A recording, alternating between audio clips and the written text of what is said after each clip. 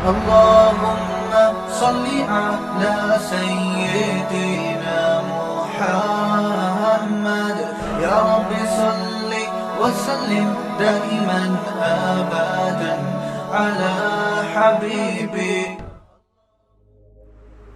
مسلمان کا آخرت پر چونکہ ایمان ہوتا ہے، اس لیے اس کی 24 گھنٹے کی زندگی اس آخرت کو سامنے رکھ کر گزرتی ہے۔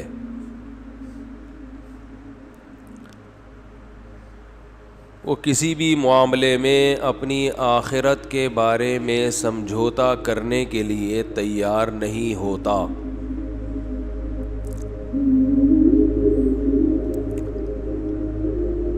اور جن کا آخرت پر 100% یقین ہوتا ہے، استحضار ہوتا ہے، دماغ میں آخرت سوار رہتی ہے، ایسے مسلمانوں کی پھر 2 قسمیں ہیں۔ ایک وہ، بلکہ 3 قسمیں ہیں۔ ایک وہ جو آخرت کی تیاری میں لگے رہتے ہیں،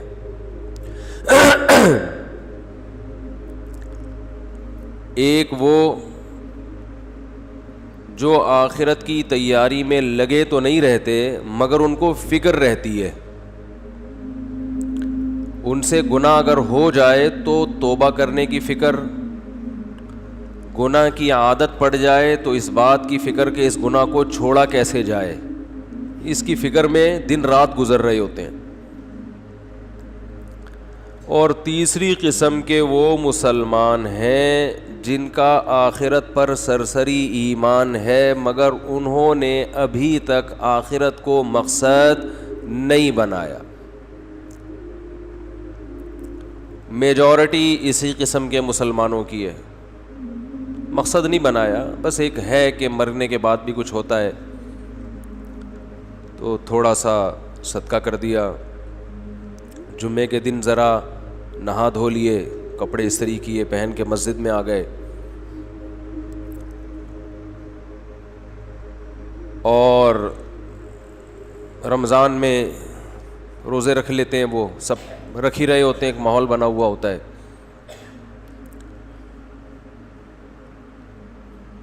لیکن اللہ کو یہ مطلوب نہیں ہے۔ دیکھیں، جن کا آخرت پر سرے سے ایمان ہی نہیں ہے وہ تو بالکل ہی ایک الگ قسم ہے نا، وہ تو مسجدوں میں آتے ہی نہیں ہیں، ان تک تو ہم اپنی بات یوٹیوب کے ذریعے پہنچاتے ہیں اور پھر وہ ہمارے بیان میں سے ادھورے کلپ نکال کر اسلام کے خلاف باتیں کرتے ہیں۔ ملحد پر میں بات نہیں کروں گا، بس ایک چھوٹی سی چٹکلا بھی، ایک نیا بیان آیا میرے خلاف کیا، اسلام کے خلاف۔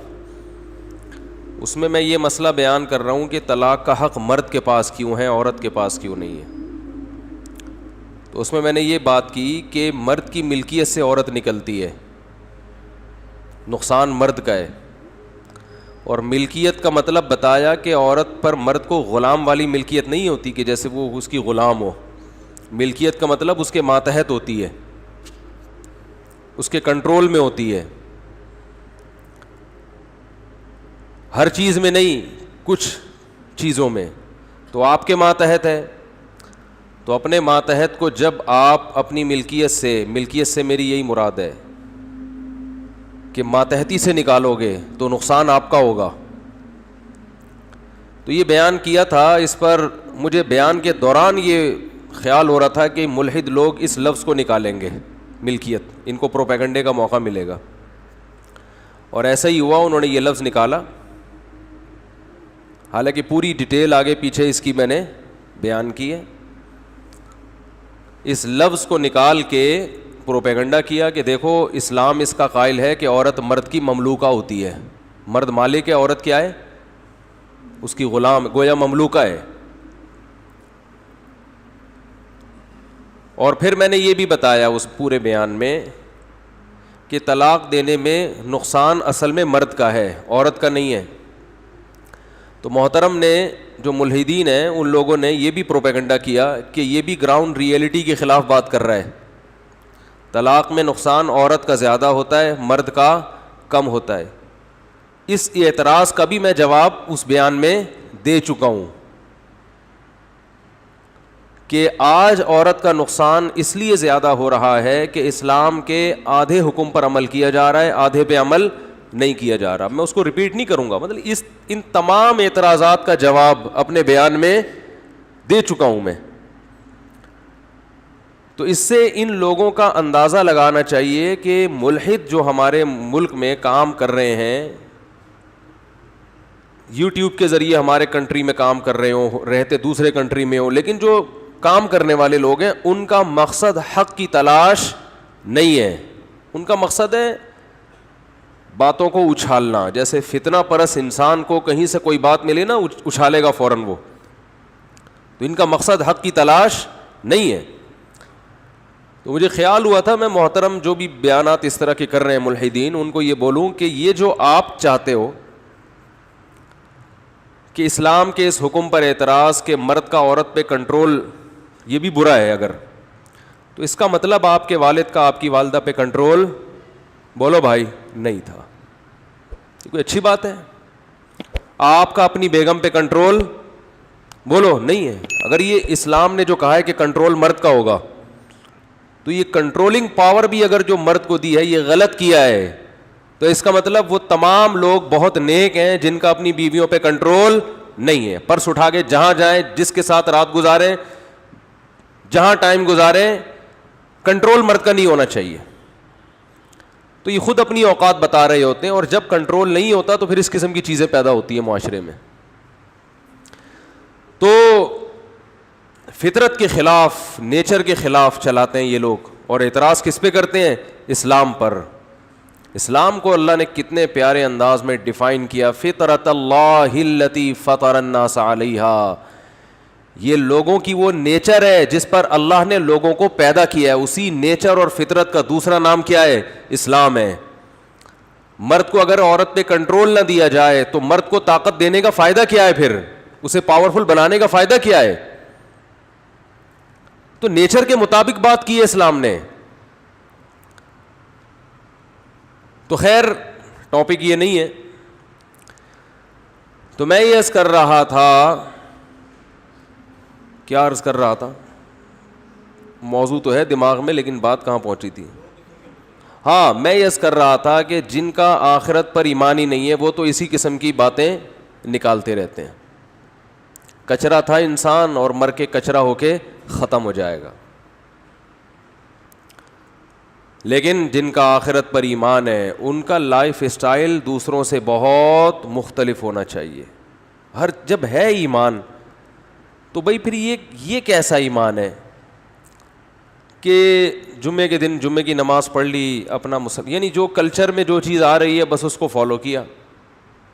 اگر آخرت ہے تو بھائی یہ پھر بہت بڑی حقیقت ہے, کیونکہ اس میں نیک لوگوں کا ٹھکانہ جنت اور بروں کا ٹھکانہ جہنم کی آگ ہے. پھر یہ دنیا مسافر خانہ ہے, یہ اصل نہیں ہے. پھر یہاں کے غموں کو حد سے زیادہ محسوس کرنا یہ جہالت اور حماقت ہے. یہاں کی خوشیوں میں اپنی لمٹ کو کراس کر دینا یہ حماقت اور جہالت ہے. لیکن یہی حماقتیں اور جہالتیں صبح و شام ہم کر رہے ہیں. کوئی پیسے کے پیچھے پاگل ہے تو اتنا پاگل ہوا ہے کہ آپ کی سوچ ہوگی. کسی کو کوئی بیماری ہے, اب یہ کورونا میں کچھ تو مان ہی نہیں رہے, جو مان رہے ہیں وہ وہمی ہو گئے ہیں بالکل ہی. دماغ پہ ایسا مسلط کر لیا کہ وہ لگ رہا ہے کہ یہ ٹینشن سے ہی نہ مر جائے. احتیاط نہیں کر رہے, بس دماغ پہ خامخواہ کا مسلط کیا ہوا ہے. میں جیب میں ماسک لے کر بیٹھا ہوا ہوں, یہ بولتے ہوئے تو ماسک نہیں لگا سکتا نا انسان. آپ کہیں گے خود کون سا احتیاط کر رہے ہو. اور یہ والا ماسک اہم ہی بیکار ہے, یہ ٹیشو پیپر ہے. اصل ماسک وہ ہے وہ جو ڈاکٹر لوگ لگا رہے ہیں نا, ہاں کیا نام ہے اس کا, N95. تو لگا لیا کریں ماسک, کو ثواب ملے گا انشاءاللہ. تو احتیاط پر عمل کر لیں. مصیبت یہی ہے کہ میں ٹاپک چھیڑنا نہیں چاہتا. جس کو جب تک ہوتا نہیں ہے نا وہ مانتا نہیں ہے, اور جس کو ہوا ہے اس کی چیخیں نکلی ہیں. اور ہسپتالوں میں رش ابھی اتنا بڑھ گیا ہے. ہمارے ایک بڑے استاذ کا بھی ایک میسج آیا, انہوں نے کہا کہ ہسپتالوں میں جو اچھے ڈاکٹر تھے, اچھی نرسیں تھیں, یا تو بیمار ہو گئے ہیں یا مر گئے ہیں یا بھاگ گئے ہیں. اب ایویں جونیئر قسم کے لوگ کچھ ہیں جن کو وہ بس چیخنے چلانے دیتے ہیں مریض کو, اور وہ خود آتے ہوئے بھی ڈرتے ہیں پاس. لیکن جب تک ہوا نہیں کھا کے آؤ گے یہ باتیں سمجھ میں نہیں آئیں گی. پھینکتے رہو بیٹھ کے یوٹیوب پہ, فیس بک پہ پھینکتے رہو. اور پاکستان کے اس وقت جتنے مشہور علماء ہیں ان میں 99% کا انتقال کرونا سے ہوا ہے. لیکن افسوس کی بات یہ ہے کہ ان کے لواحقین ماننے کے لیے تیار نہیں ہوتے. یہ فیصلہ کر لیا کہ نہیں, پوری دنیا بے وقوف ہے, ساری دنیا میں فلائٹس کینسل ہو گئی ہیں, اب جہازوں کی کمپنیوں کا بیڑا غرق ہو گیا ہے. لیکن ہم ہیں بہت بڑے ماشاءاللہ فنٹر, ہمارے پاس ریسرچ ہوتی ہے اصل. تو جب تک مرو گے نہیں یقین نہیں کرو گے, اور جب مر گئے تو پھر یقین کرنے کا فائدہ نہیں ہوگا. احتیاط کرو, باقی یہ کہ ڈرو نہیں. اب سوال پیدا ہوتا ہے جب اتنا ڈرا دیا تو پھر کہہ رہے ہو کہ ڈرو نہیں. موت سے ڈرایا ہے کہ مر جاؤ گے, یعنی یہ خطرہ ہے کہ مر جاؤ گے. تو اگر زندہ چاہتے ہو, زندگی چاہتے ہو اپنی بھی, اپنے گھر والوں کی بھی, بوڑھے والدین کی بھی, تو احتیاط کر لو بھائی. باقی امید کی بات یہ ہے کہ مر جائیں گے نا تو زیادہ سے زیادہ مر جائیں گے, تو اپنی احتیاط کے باوجود اگر مر جائیں تو کوئی ٹینشن کی بات نہیں ہے. کیونکہ نبی صلی اللہ علیہ وسلم نے فرمایا کہ وباؤں میں جو لوگ مرتے ہیں صبر کے باوجود اللہ انہیں شہادت دیتا ہے. اچھا ہے, گناہ معاف ہو جائیں گے انشاءاللہ. کیا خیال ہے بھائی؟ نہیں مرے تو کل ویسے ہی مر جانا ہے. آپ امید چاہتے ہو یہ کہ کچھ بھی نہ ہو, ٹھیک ہے نا, ایسے تھوڑی امید ہوگی, کچھ تو ہوگا. حالات بھی ابھی جو میں نے قرآن کی آیت پڑھی ہے اس میں تو اس کا تو مضمون ہی یہی, ہم تمہیں آزمائیں گے. بشیء من الخوف ونقص من الاموال والانفس والثمرات, خوف میں مبتلا کریں گے تمہیں, خوف میں. مالوں کا نقصان بھی ہوگا معاشی, بڑے بڑے کروڑ پتی لوگ روڈ پہ آ سکتے ہیں, پیسہ ڈوب سکتا ہے. دنیا میں اللہ نے ہمیں پیڑے کھانے کے لیے پیدا نہیں کیا. بہت سے لوگ بہت دنوں سے پیڑے کھا رہے ہیں, وہ سمجھتے ہیں کہ یہ ہم موت تک پیڑے کھاتے رہے. بہت سے ملکوں نے پیڑے کھائے ہیں, ان کرونا نے ان کے منہ سے پیڑے چھین لیے, سمجھ رہے ہو. بہت سی قوموں نے, بہت سے ملکوں نے, بہت سے افراد نے پیڑے کھائے ہیں. بہت سے ملک بہت ترقی پر ہیں اور مسلسل پیڑے کھائے جا رہے ہیں. اس کرونا نے ان کے منہ سے بھی پیڑے, بولو بھائی, ہلا دیا ان کو. بہت سی جہازوں کی کمپنیوں نے بہت زیادہ پیڑے کھائے ہیں, ان کمپنیوں کا دیوالیہ نکل گیا. یہ ہے وَلَنَبْلُوَنَّكُمْ, اللہ فرماتے ہیں ہم تمہیں آزمائیں گے, اجتماعی سطح پہ بھی اور انفرادی سطح پہ بھی. بشیء من الخوف, خوف میں مبتلا کر دیں گے. ہم کریں گے یہ کام, یہ نیچر نہیں کرتی کہ خود بخود ہو رہا ہے. ملحد کہتا ہے بس یہ نیچر کا ایک حصہ ہے, فطرت کا حصہ ہے. فطرت بذات خود کوئی چیز نہیں ہے, اس کو بنانے والا اللہ ہے. بشیء من الخوف والجوع, بھوک بھی مسلط کریں گے, معاشی نقصان. ونقص من الاموال والانفس, مال کا نقصان, جانوں کا نقصان, انسانی ہلاکتیں ہوں گی. والثمرات, پیداوار کا بھی نقصان ہوگا.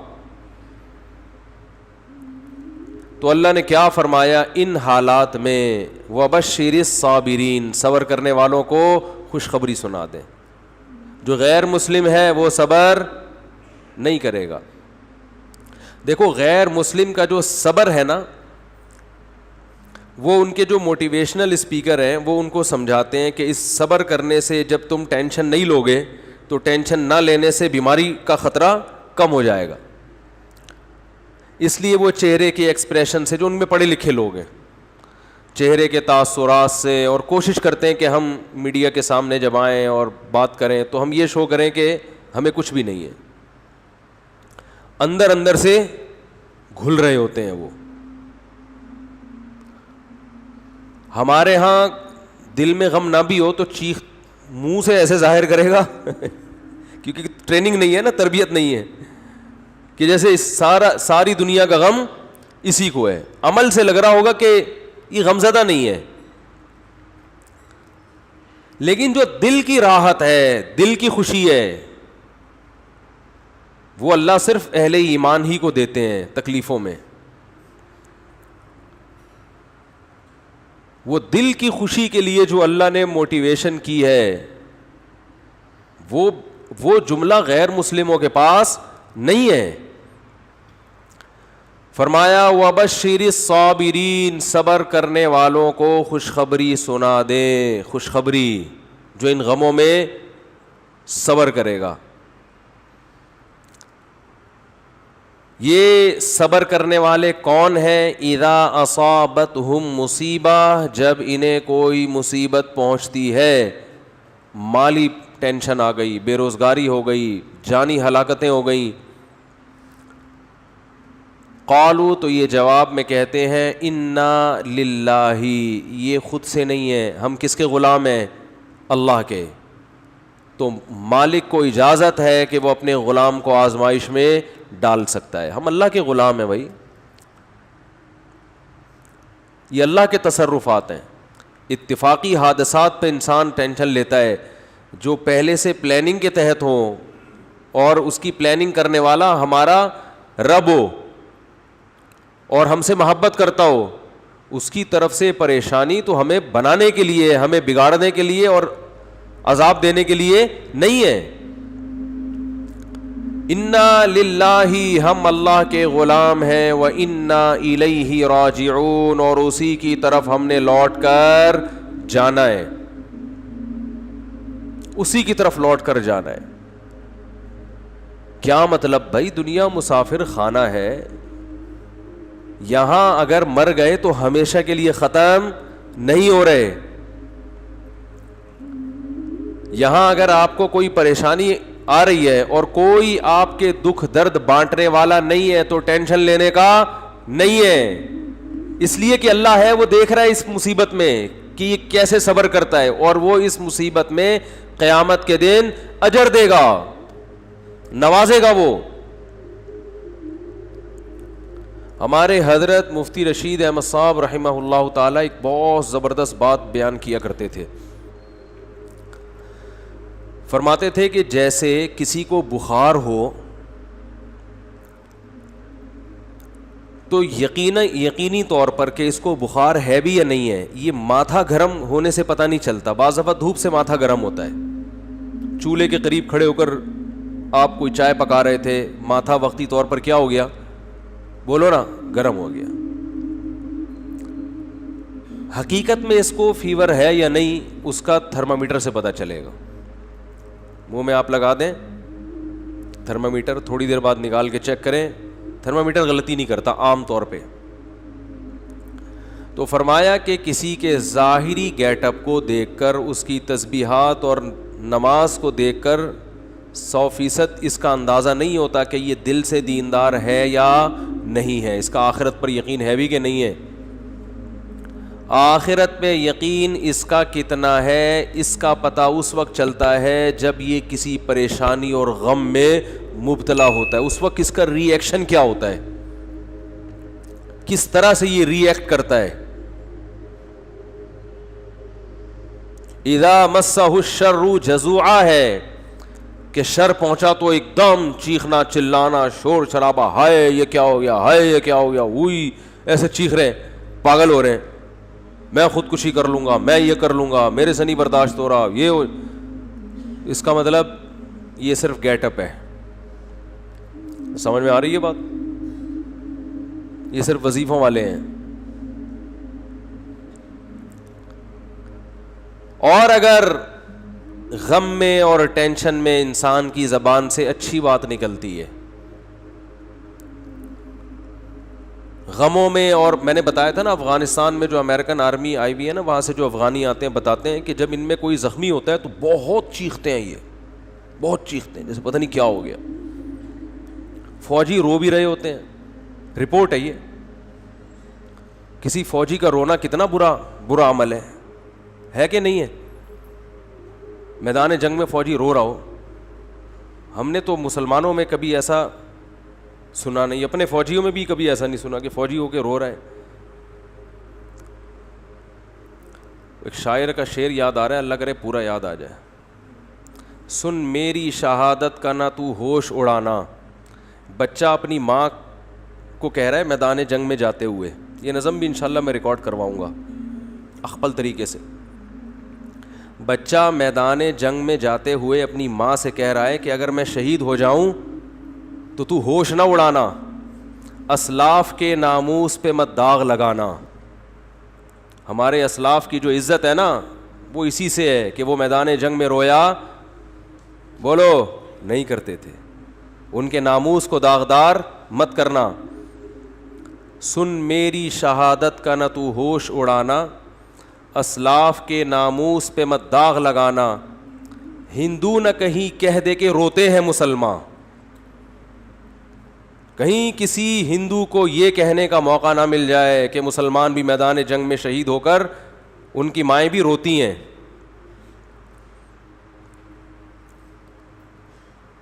پھر کہتا ہے کٹ جاؤں مقتل میں تو اف تک نہیں کہنا. تو ماں کا اپنے بیٹے کی شہادت پہ رونا یہ برا نہیں ہے, یہ تو محبت کی علامت ہے. رونا تو سنت ہے, واویلا کرنا, چیخنا, چلانا. اور وہ تو ماں ہے نا, چلو وہ تو روئے, چیخے چلائے نہیں. اپنی نواسی کی موت پر ہمارے نبی صلی اللہ علیہ وسلم کی بھی آنکھوں سے آنسو جاری ہوئے. آپ نے فرمایا کہ دل غمزدہ ہے, آنکھیں بہہ رہی ہیں, زبان وہی کہے گی جس پہ ہمارا رب راضی ہوگا.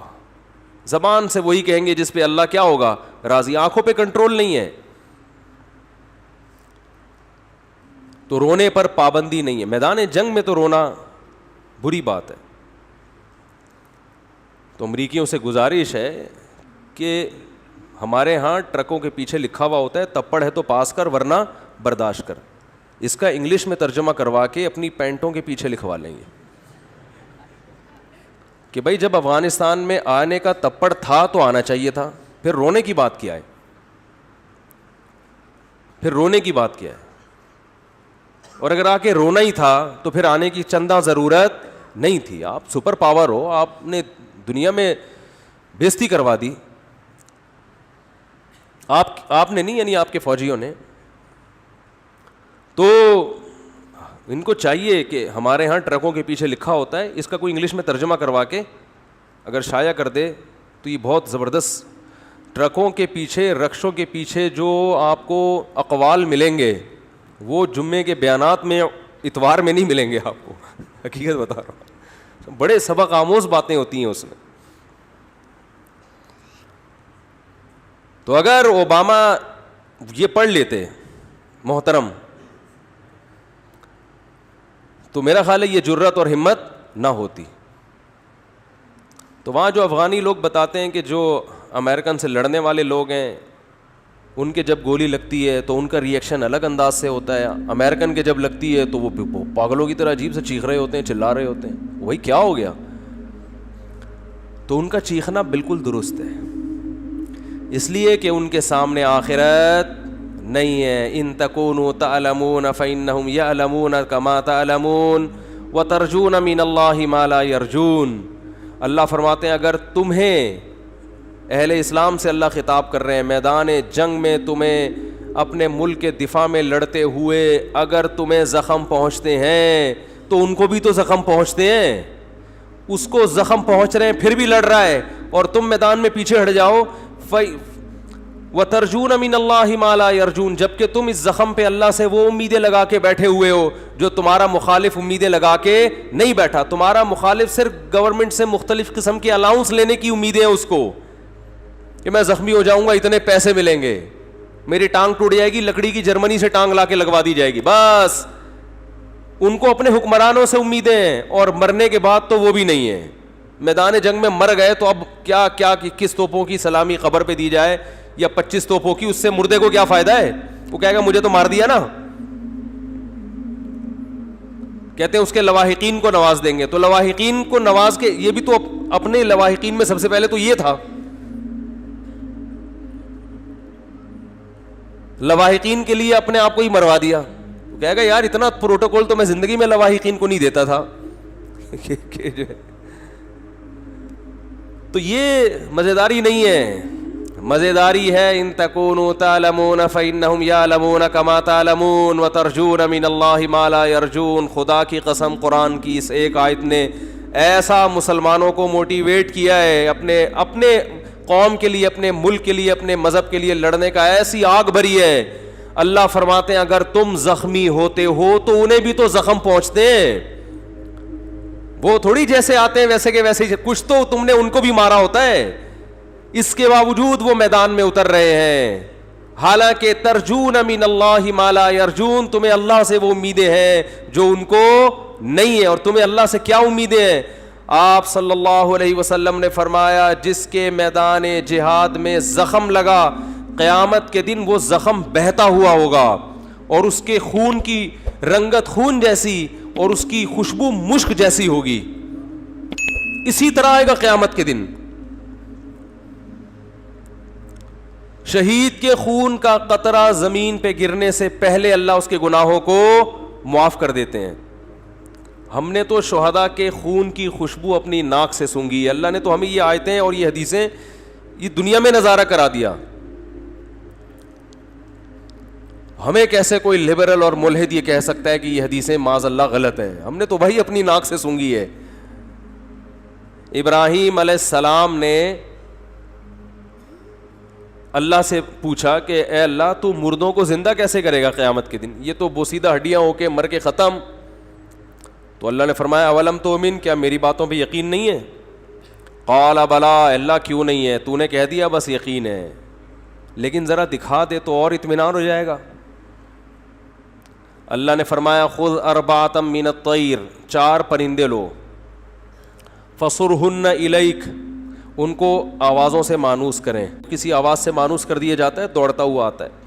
ثم اجعل علی کل جبل منہن جزءا, ان کو ذبح کر کے قیمہ بنا کے ٹکڑے کر کے مکس کر کے چاروں طرف جو پہاڑ ہے نا ان کی پہاڑیوں کے کونوں پہ چوٹیوں پہ رکھ دیں.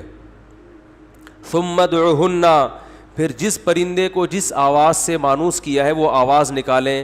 یاتینک سعیا, وہ پرندے دوڑتے ہوئے ابراہیم علیہ السلام کی طرف آئے, دوڑتے ہوئے, سارے بوٹیاں اڑ اڑ کے زندہ ہوئے, پورے پر اور پورا پرندہ بنا اور ابراہیم علیہ السلام کی طرف دوڑ رہا ہے. تو جس پیغمبر نے یہ منظر اپنی آنکھوں سے دیکھا ہو انہیں کبھی کوئی وسوسہ ہوگا اللہ کی باتوں میں کہ میں قیامت کے دن مردوں کو زندہ کروں گا؟ تو بھائی ہم نے تو شہداء کے خون کی خوشبو اپنی ناک سے سونگھی ہے, اور میں نے نہیں, بہتوں نے سونگھی ہے. بہت سو سے آپ تصدیق کروا سکتے ہیں. اس میں ڈرامے بھی ہوتے ہیں, میں مانتا ہوں. آج کل تو جو مر رہا ہے خوشبو آ رہی ہے. تو اس میں جو کرامتیں ہوتی ہیں نا, اس میں جھوٹی خبریں بہت پھیلتی ہیں. لوگ اپنے بڑوں کو سے عقیدت میں غلو کی وجہ سے ان کو بہت اوپر چڑھا دیتے ہیں, لیکن جو مشاہدہ ہے اس کا تو انکار نہیں ہو سکتا. ہم نے تو خود مشاہدہ کیا, اور ایک کا نہیں کیا ہے, بہت سو کا کیا ہے. تو وبشر الصابرین, میں عرض کر رہا تھا کہ تھرمامیٹر کیا ہے کہ جب کوئی پریشانی آتی ہے تو کیا کرتے ہیں؟ صبر. جیلوں میں لوگوں کی زندگیاں گزر گئی, صبر کر رہے ہیں, منہ سے ان کی کبھی ناشکری کا لفظ ادا نہیں ہوتا. بھائی اللہ اسی پہ راضی ہے. آج آپ دیکھیں کسی خاتون کے چھوٹے بچے کا انتقال ہو جائے, کیسا چیختی چلاتی ہیں, ایسا روتی پیٹتی ہیں, ایسا ڈپریشن, ایسی اسٹریس. وہی ہے کہ ہر آدمی بس اس دنیا میں پیڑے کھانے میں لگا ہوا ہے کہ سارے مزے اڑانے ہیں, کوئی ٹینشن نہیں ہو. میری دادی کی اللہ مغفرت فرمائے, انہوں نے مجھے بتایا کہ ان کے 8 یا 9 بچے 7 اور 8 سال کی عمر کو پہنچ کے مرے ہیں.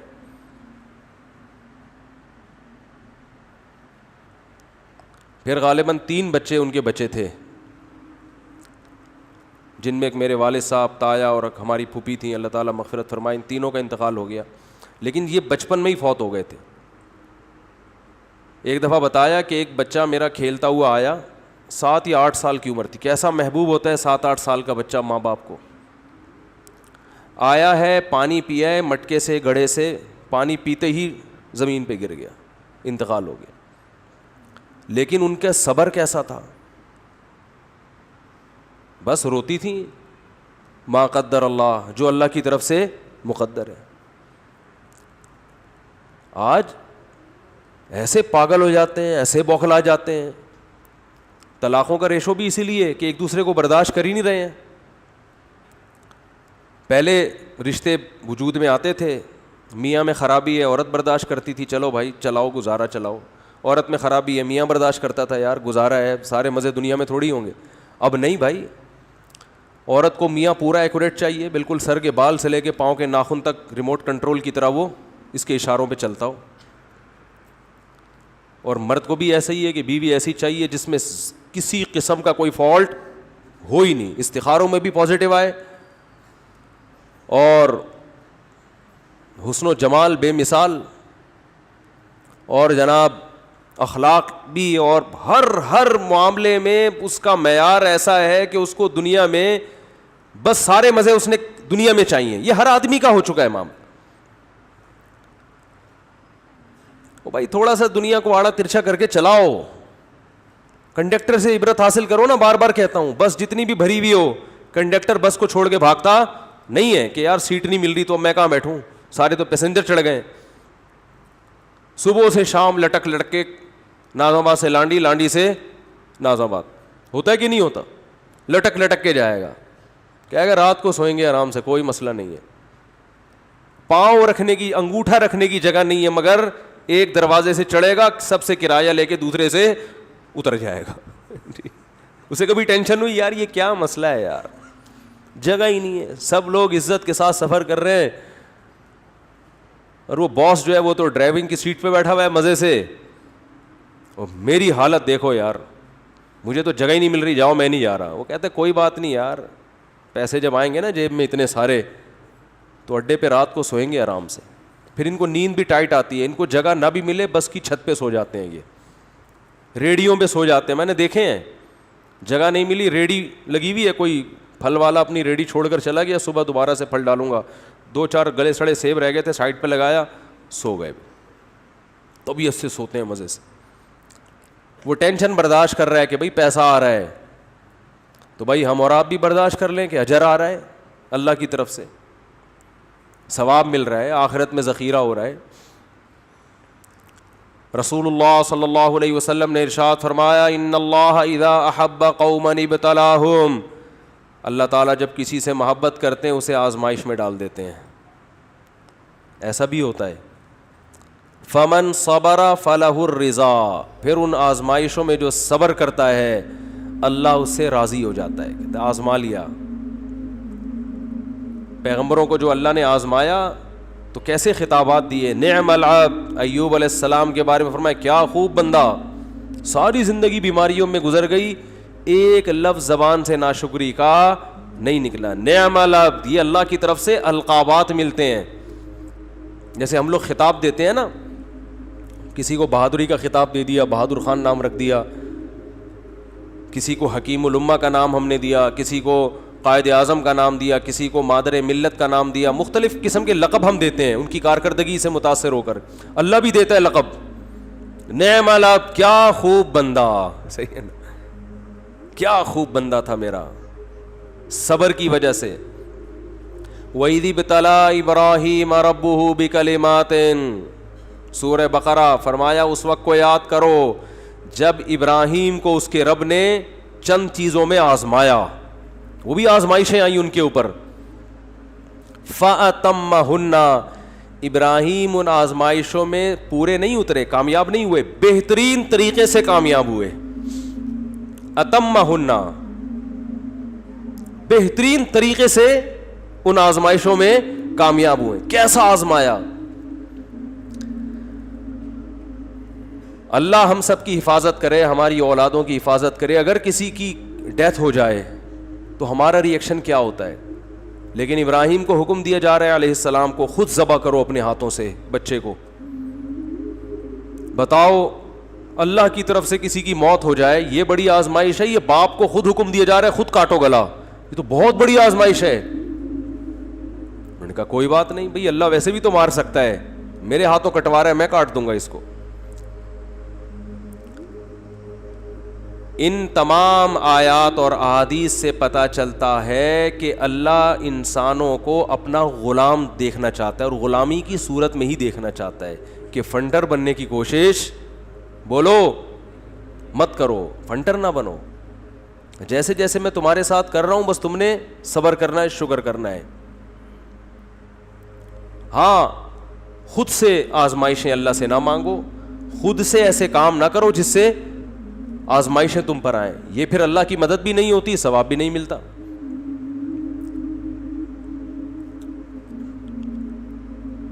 وَلَنَبْلُوَنَّكُمْ، فرمایا آزماتے رہیں گے۔ تو میں عرض کر رہا تھا